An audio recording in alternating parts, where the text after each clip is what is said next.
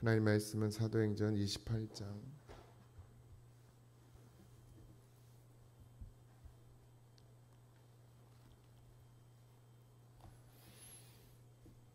16절에서 22절입니다. 사도행전 28장 16절에서 22절. 다 찾으셨나요? 합독합니다. 우리가 로마에 들어가니 바울에게는 자기를 지키는 한 군인과 함께 따로 있게 허락하더라.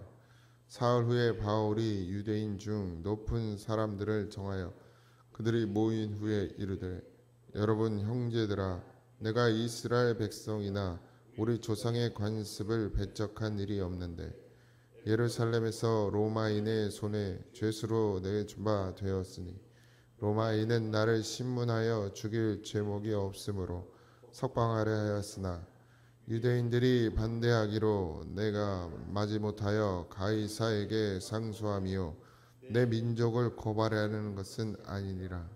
이러므로 너희를 보고 함께 이야기하려고 정하였으니 이스라엘의 소망으로 말미암아 내가 이 쇠사슬에 매인 바 되었노라.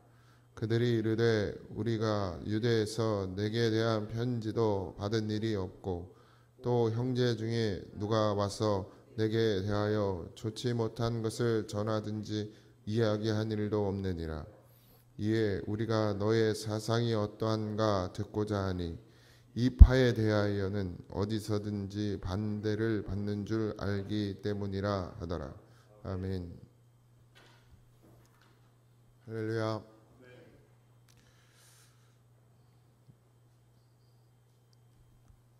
하나님을 믿는 유대인들이 하나님을 믿는데 하나님이 보낸 그 아들 예수를 믿지 못하는 좀 웃긴 상황이 왔죠.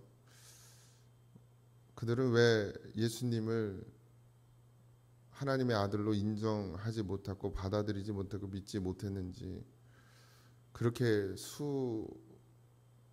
아주 수많은 세월 가운데 하나님만을 바라보고 살던 그 민족이, 물론 이제 중간중간 하나님 없이 사는 민족이기도 했으나 그래도 그만큼 율법으로 믿음을 지키려고 애쓰는 그런 민족도 사실 흔하진 않는데, 근데 문제는 마음으로 믿어 의에 이르는 것이 아니고 그냥 행위로만 그쳤기 때문에, 그리고 자기들의 생각에 매여서 예수님 또한도 하나님의 아들 또한도 자기들이 그려놓은, 마치 우상처럼 자기들이 그려놓은 모양대로 와야 된다라고 생각하는 그 생각 때문에 정작 오신 하나님의 아들을 하나님의 아들로 보지 못하고 인정하지 못하는 그런 어이없는 일이 발생하게 됩니다. 우리가 지금 예수를 믿는다고 하지만 우리도 여전히 우리의 생각에 사로잡히고 내 기준에 붙들려 있으면 예수님을 절대 만날 수가 없습니다. 교회를 아무리 다니고 교회에서 아무리 봉사를 하고 아무리 헌신을 해도 그 자기가 생각하는 것, 자기 고집, 자기 생각, 이것이 나를 사로잡고 있는 한은 끝까지 예수님을 만나지 못하고 예수님을 하나님의 아들로 내 마음속에 모시지 못하고 그냥 종교 생활하다가 하나님의 부르심에 가서 심판을 받게 될 것입니다. 이스라엘 백성들은 믿음으로 산 것이 아니라 종교 생활을 하며 살았어요. 율법주의라고도 하고요. 그래서 늘 자기는 괜찮은데 저 사람이 문제라고 하면서 정죄하기 바쁘고 비판하기 바쁘고 돌 던지기 바쁜 것이 이스라엘 백성들이었어요. 참 믿음이면 사랑이어야 하고 국률이어야 하는데 그들에겐 사랑과 국률이 없이 심판과 정죄만이 있었습니다. 지금의 교회도 여전히 사랑과 국률보다는 심판하고 정죄하기 바쁘고 진짜 돌을 들어 던지지 않았을 뿐이지 늘 상처 주고 아프게 하는 것이 지금의 교회의 모습이 아닌가라는 생각이 듭니다. 물론 너무 비판적으로만 보는 경향이 없지 않지만 그런 모습이 조금이라도 남아있다면 하나님의 은혜가 임하기에는 어려움이 많아요. 그러니까 온전히 주님의 뜻을 따르려고 하는, 물론 늘 연약하고 부족하지만 마음으로 믿어 의에 이르는 그런 성도들이 세워질 때 하나님의 역사 또한 일어날 줄 믿습니다. 이스라엘에게 소망은 예수 그리스도가 아니라 메시아였죠. 메시아. 그들이 생각하는 메시아는 좀 다른 모양이었나 봅니다. 예수님이 말구간에 태어나고 나사렛, 그 자기들이 별로 인정하고 싶지 않은 동 예루살렘에서 태어났어야 되고, 그죠? 아니면 뭐 제사장 족속 중에 하나가 나왔어야 되고, 뭐 여러 가지 이유들을 대면서 아마 그들은 예수님을 그리스도로 모시지 못했던 것으로 보입니다. 그러나 사도 바울은 예수 그리스도를 메시아로 받아들였죠. 이스라엘의 소망이라는 말을 사도 바울이 쓰는데 진짜 참 소망을 바라보고 기다리면서도 그들이 예수님을 만나지 못했던 것은 그들이 정말 바른 신앙으로 서 있지 못했기 때문입니다. 율법을 지킨다고 하지만 율법을 지키는 것이 아니고, 하나님 뜻대로 산다고 하지만 하나님 뜻하고는 정반대되는 삶을 살아가고 있고, 그리고 제사를 드리며 하나님 앞에 회개한다고 하지만 하나님이 도저히 받을 수 없는 제사를 드리고 있었던 것입니다. 중심이 중요합니다. 잊지 마시기 바랍니다. 로마에 도착을 했어요, 드디어 바울이. 그래서 근데 또 감사한 것은 군인 하나 붙여놓고 죄인들과 함께 있는 것이 아니라 좀 자유로운 그런 시간들을 보낼 수 있게 되었고, 그래서 바울은 그 로마에 살고 있는 유대인들을 중에 그래도 높은 사람, 뭐 장로가 됐든 지위가 있는 사람, 아니면 좀 그때 당시 지위라고 하는 건 결국 신앙적인 지위였기 때문에 그래도 뭐 교회로 따지면 장로 권사 아니면 장로 뭐 이렇게 모아놓고 이제 자기의 이야기를 하게 됩니다. 그런데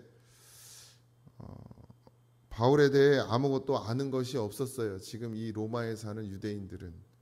그리고 알지도 못하고 네가 무슨 일을 했는지도 모르고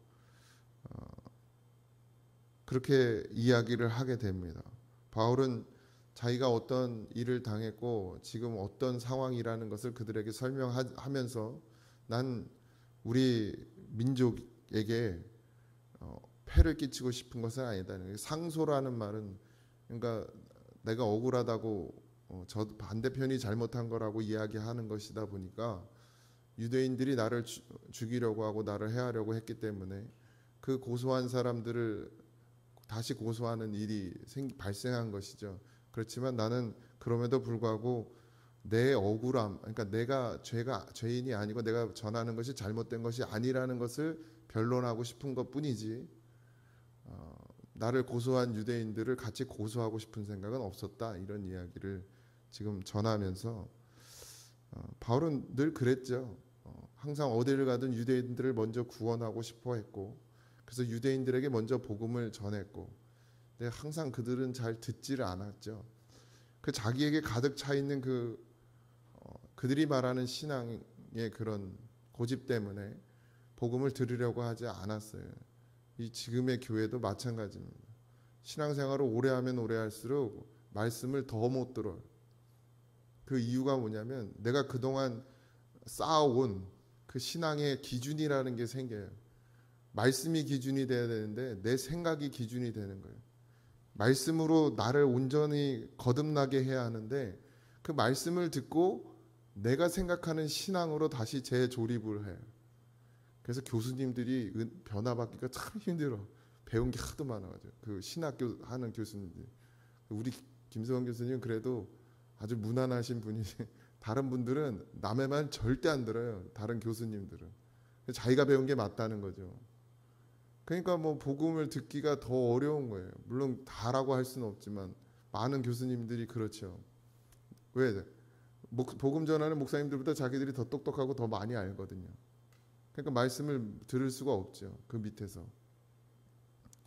그런 것처럼 우리도 어느새 뭐 신앙생활 그래도 30년, 40년 하고 나면 내가 아는 복음이라는 게 있죠. 내 복음이 되는 거죠. 내 복음. 그 뭐 옛날에 보면 내가 복음이라고 그러는데 내 복음이 있어요. 그래서 거기에 벗어나는 말씀을 전하면 틀렸다는 거야. 자기가 맞은 자기 기준이 있으니까. 그리고 안 듣는 거예요. 고집 피우고.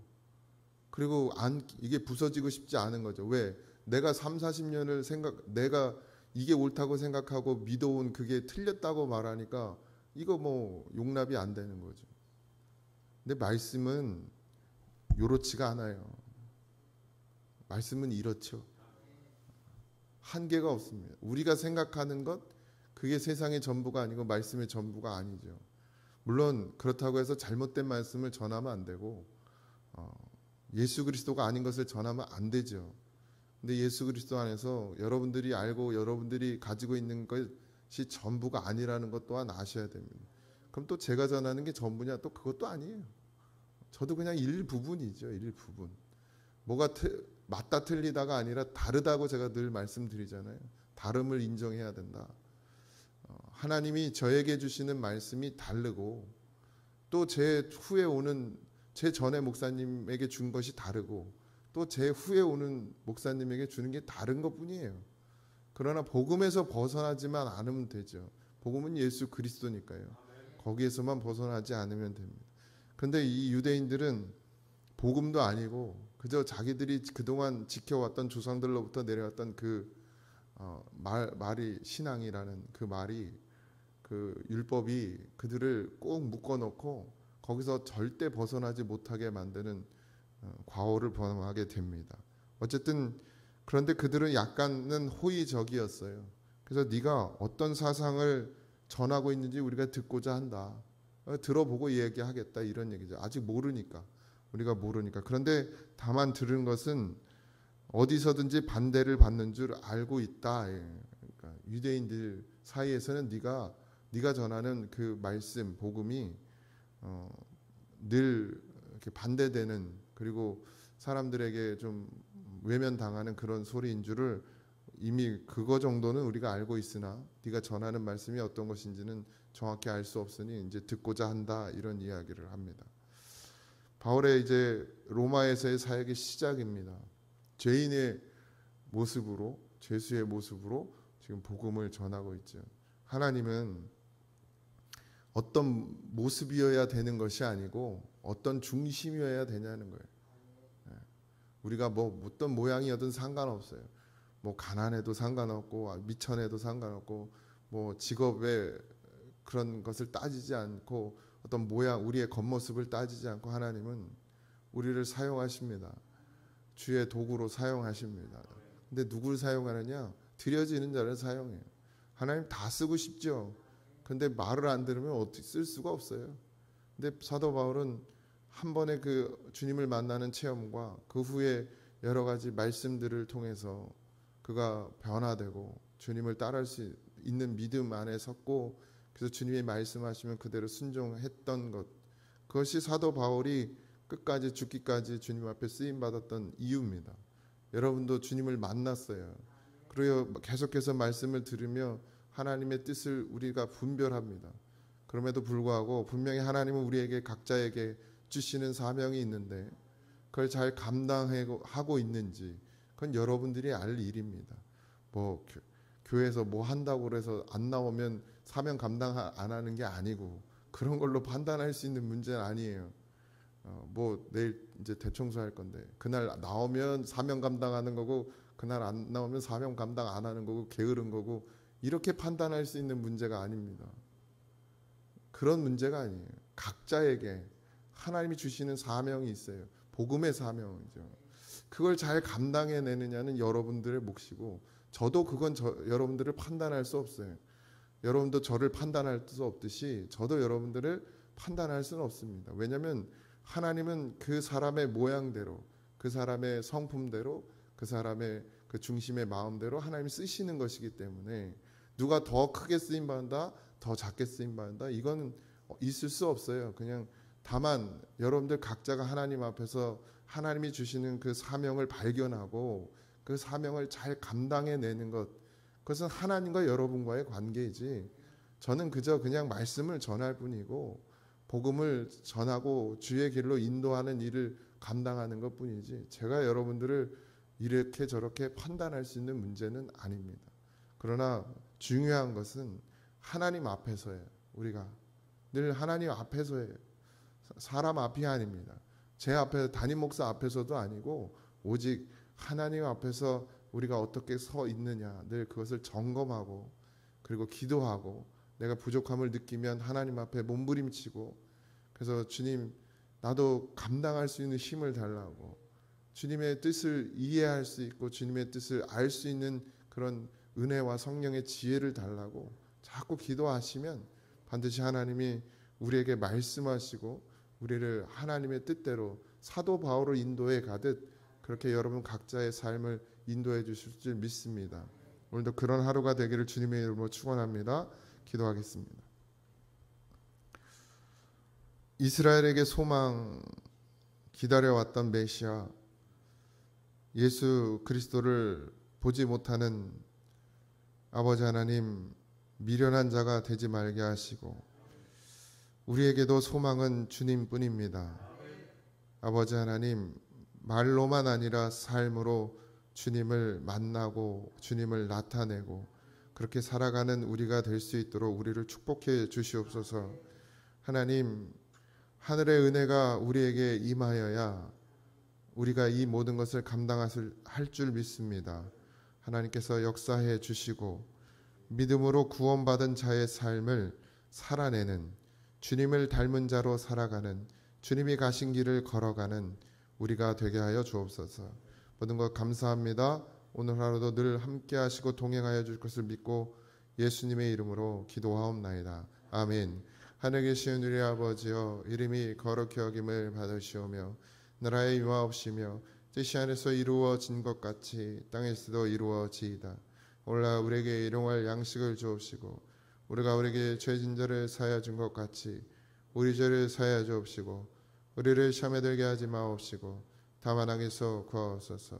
등이 나라와 권세와 영광이 아버지께 영원히 있사옵나이다. 아멘.